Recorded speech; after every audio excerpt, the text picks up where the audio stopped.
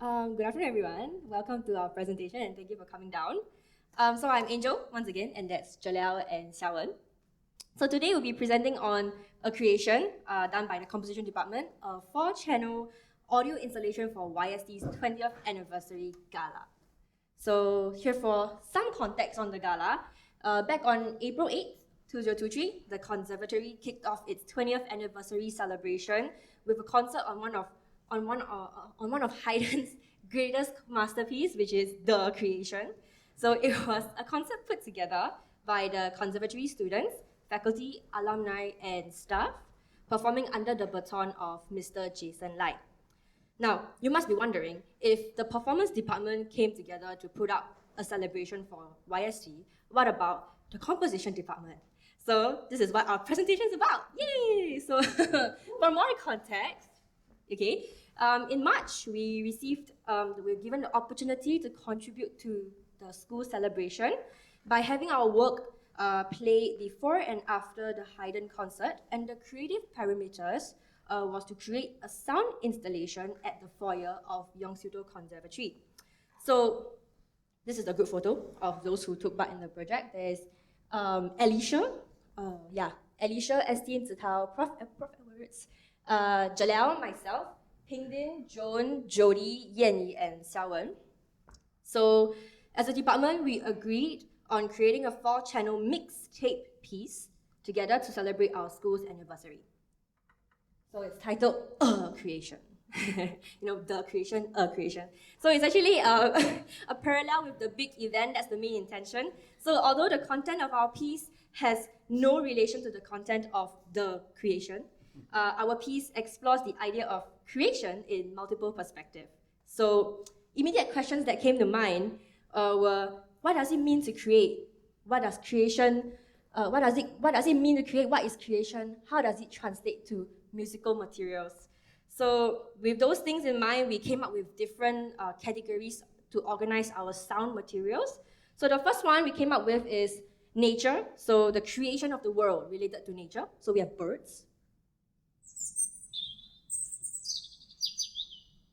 and water,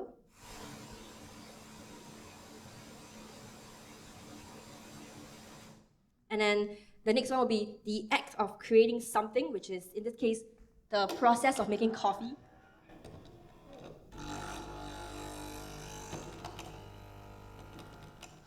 And the literal definition of creation. Creation, the act or process of bringing something into existence. The creating of the universe, especially when regarded as an act of God. And to anything that creates a sound.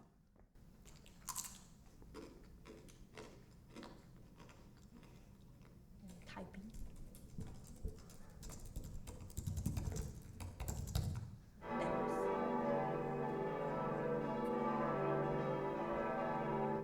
Footsteps.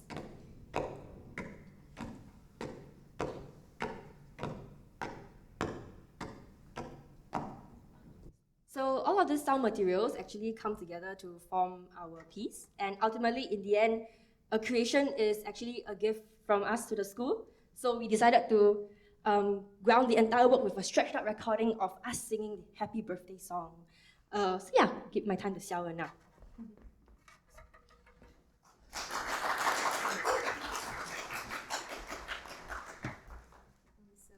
Hi everyone, thank you Angel for the wonderful introduction to our project, and my name once again is Xiao. So now I'll be taking you through how we managed to conduct this process of a creation.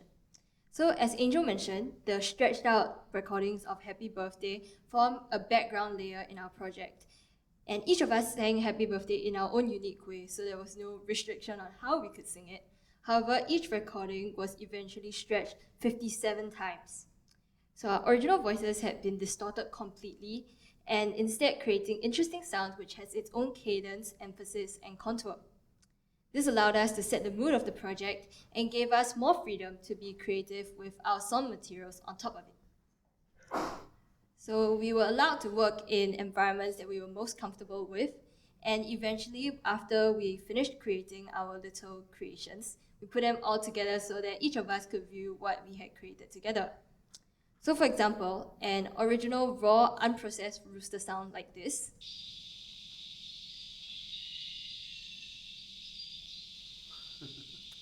nature, and was processed in this program called Sonic Pi, which is a live coding environment based on Ruby that allows for audio processing and various other creative outputs. This environment was able to take through various parts of this raw rooster sound, which was stretched to different values. As you can see here, there are different functions that we used in this program, such as the beat stretch, which allows the sound to be stretched to different values, panning, and also ticking, where a random part of this original audio was selected and would then be outputted. So in the end, this is what the rooster sound sounds like after processing.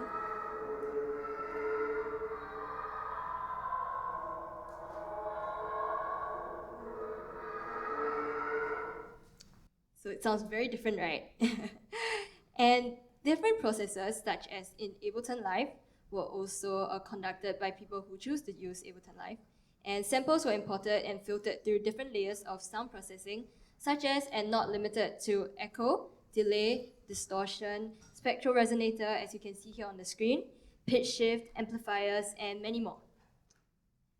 Collaboration allowed us to work on each other's creations together, which also serves as not only standalones, but also as inspirations for further creation. So for example, here is something that Angel created. Especially when regarded as an act of God, creation. Like this, and after combining with other people's ideas, it sounded something like this.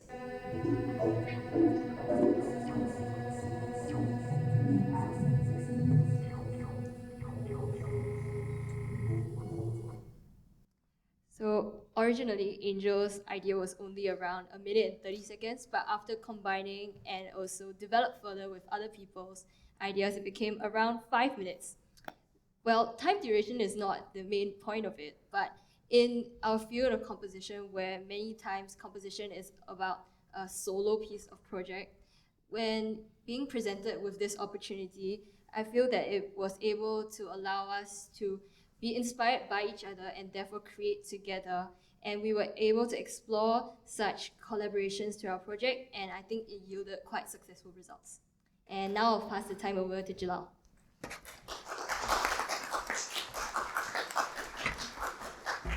Now that we have the materials that we need, we would have to piece together all our excerpts to form the installation track.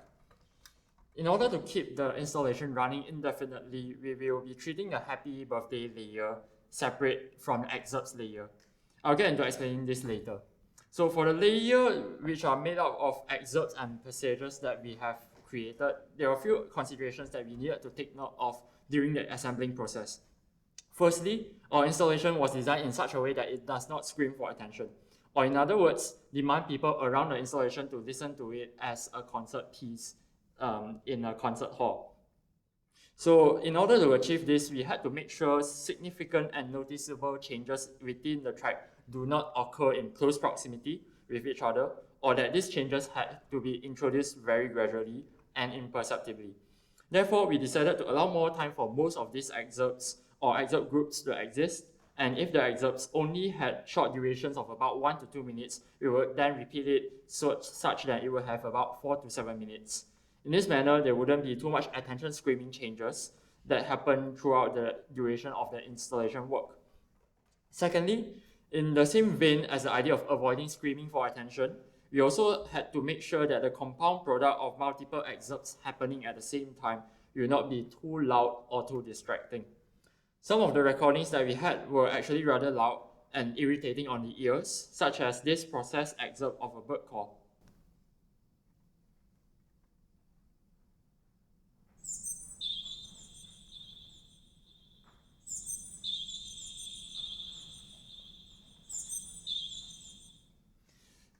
The high frequencies of this excerpt can be piercingly shrill for some people, and that is undesirable in the context of our installation.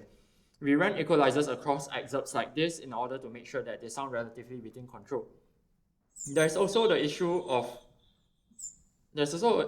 acoustics, which needed to be considered as part of the mixing process, because the acoustics of the conservatory foyer, as you all have been there, is extremely wet and it reflects the lower frequencies rather significantly. This muddies the sound, especially if there are a lot of people within the foyer. So we have decided to keep most heavy reverb or heavy delay plugins out of our mix in order to preserve the clarity of these excerpts, such that it is still possible to differentiate different layers of excerpts from each other. As with the panning, we decided to keep most of the excerpts dynamic by using automation on Ableton Live, since we are able to cover more physical space across 4 speakers in this manner. As all the foreground layer excerpts are panned to the respective speakers, and then they are then exported into mono tracks. We will then assemble both layers in the visual programming environment Max MSP. We wanted the background layer of the stretch Happy Birthdays to loop indefinitely, such that it would provide an ambience to the entire space of the installation. Then we wanted to make sure that the foreground layer kicked in every now and then instead of being immediately looped, as this may oversaturate the aural space too much. So we programmed the foreground to have about 12 to 18 minute time intervals between each entrance. We will then have the entire installation ready to go. First, we will deal with the background layer. The Max patch is programmed to load all 8 of our pause stretch Happy Birthday songs into their respective playback objects, as you can see pointed by the arrows. And all of these tracks are then attached to a phaser with a phase length different from each other, which gets used to pan them at different rates across 4 speakers. And because we wanted to keep the installation playing indefinitely for the next few days leading up to the Highlands Creation concert, the patch is programmed to turn on looping for all 8 tracks of this background layer immediately when the patch is opened up. But since each track actually has a different length from one another, it causes an almost ever-changing juxtaposition of looping tracks on top of one another, and thus avoids the background layer from sounding like it's immediately heard as an actual loop. Then the foreground layer is programmed to have a timer that starts counting down when the patch is triggered on. The duration of the timer is determined by this part of the patch, as you can see in this orange box, which randomly selects a time interval from 12 minutes up to, with increments of 36 seconds, up to a maximum time interval of 18 minutes. And when the timer is up, the 4 mono tracks that were exported from Ableton Live will be triggered to play. The foreground layer will last for about 20 minutes, and once the playback is completed, the trigger will be sent to restart the timer for the next foreground entrance. All that is left is to just combine both layers into one output for each speaker, which is rather easy to accomplish. On top of that, sliders are included to adjust the playback volume, and as well as a display, as you can see here, which counts down the time remaining to the next foreground layer entrance. And with that, we have the audio of the installation ready to go. The installation was mounted outside of the music library as a straight row of 4 Mackie Studio monitors, so that people entering the conservatory will be able to feel the space of the sound as they walk past the installation.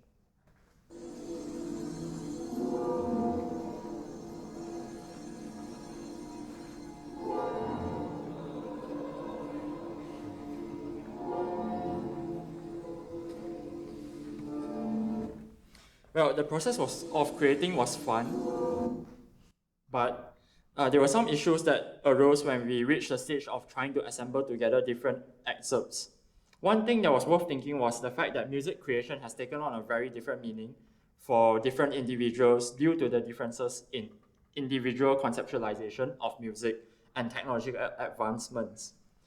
The differences in our ways of thinking and working with music really comes through during this collaborative working process. This is really due to the fact that we are living in an age where we are constantly bombarded by potential influences, some of which we actively incorporate in our music, and some of which that seep through subconsciously. As such, there may be some conflicts in aesthetical decisions within the way in which we assemble the music together. And unlike composers from 60 years ago, everyone basically can make music now at the comfort of their own homes. But as a process of creation with electronics is relatively new in comparison to other forms of creation, we need to study this new way of creation more in order to understand how we can incorporate electronics to contribute to our creative process better. And with the awareness of these issues complicating the meaning of creation, there will be a lot of questions that need answering, such as how does one mold together different influences into a unique and cohesive aesthetic? What are the roles of electronics in not just the creation, but more so the appreciation of art? And how do we negotiate different influences and perspectives across different collaborators? But for now, our attempts at addressing and understanding these issues, either during the work process or in hindsight, have led us to create a creation, simply because there's so much more that needs to be figured out behind what it means to create. If you are keen to experience the installation for yourself, we have the installation set up at Seminar Room 4, Level 1. Thank you very much for listening.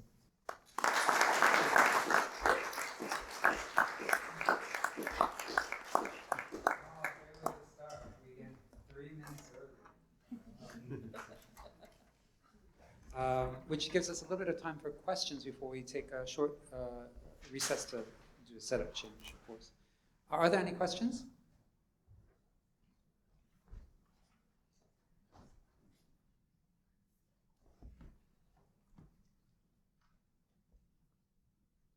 Oh, this is just like teaching. Oh, good. So you talked about setting up the speakers in a line because they were guiding people right into the space. Was there another decision, another series of factors that influenced the decision to go in a line versus to present the information differently? Because you went through so much effort in the way that you layered the tracks to have these 4 distinctive tracks. I'm just curious if there was other kind of conversation or decisions that went into that aesthetic choice. As for this, there's not much. The problem with that is that because we had to set up our speakers in immediately outside of the concert hall door, because it is where when people wanted to watch the concert, they will have to enter from there, as that is the only entrance. So technically, we could have set it up at the glass pane windows and everything outside of that, but then that wouldn't be too involved in that space. So with that consideration in mind, the most plausible or the most appropriate way of setting up that we could think of is to actually set up beside the screen, and conveniently because there's a screen that showcases the installation, and how it came to be. You didn't think of different layers and different speakers. They're kind of all it's pan, and then most of the layers actually travel they are pan through all 4 speakers at various times, at different times during the installation as the track is played. Only a few layers, especially the happy birthday layer, is constant throughout all 4 speakers. That's also constantly panning. Yeah, that is also constantly panning, so it creates this sense of morphing. Yeah. When they were developing it in the computer music studio, we set up the 4 speakers kind of built as a wall so that they could work that way. So they could, because the issue of a bit addressing your question, if you have 2 + 2, then you think about a surround sound situation, but there's no, when you're in the lobby, there's no real, where's your front, where's your back, and how do you set up surround sound? Because a lot of people will be outside of it, so the idea was more let's make a wall of sound instead. Might not be a very relevant question, but do you have any feedback or opinion from the public about the installation? Okay, well, I guess we have a bit of a mixed reaction. There are people who actually listen to it, walk past and really enjoy it, and then there are people who actually had a bit of a complaint that it was too noisy. But it's okay, it's okay. I guess, so your question was, there any more other feedback in regards to what we can improve or In general. In general, I guess that's about the amount of feedback that we got. I would like to add to that, because if you know, like we had pop-up performances happening throughout like the symposium during the coffee breaks and the lunch breaks. And if you have noticed, like the smallest bit of sound that you can get from an instrument, it's basically, it can be heard throughout the entire foyer. Where like if you are in a coffee shop, like if you are at Forward Coffee, or if you are like outside the orchestra hall, you can still hear it very clearly. So when we had our installation actually placed there, like immediately when the second when students exit like the practice room area, they could already kind of hear it. So it's quite prominent to them, especially when there weren't really that much people. But during the Haydn's creation gala, because there are a lot of people around, so that sound gets drowned out a little bit more. So in that sense, it's more of a balanced kind of prominence. Yeah. Any more questions? Oh, yes. So just now, when you're talking about like some people thought it was quite noisy, right? Did you inquire them about why do they think so, and then in that case, how do you improve it?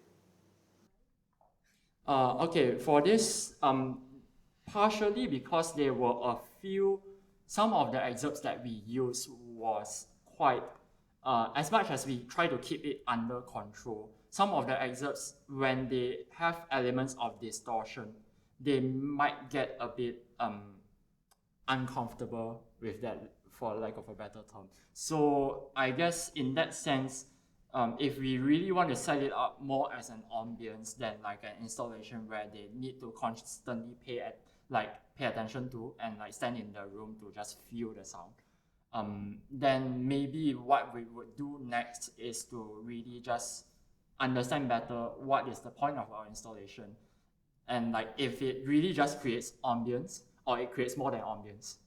Yeah. So especially with regards to distorted sounds or like very high frequency sounds, they are not the most appreciative of it. Like especially when it's like ringing. I'm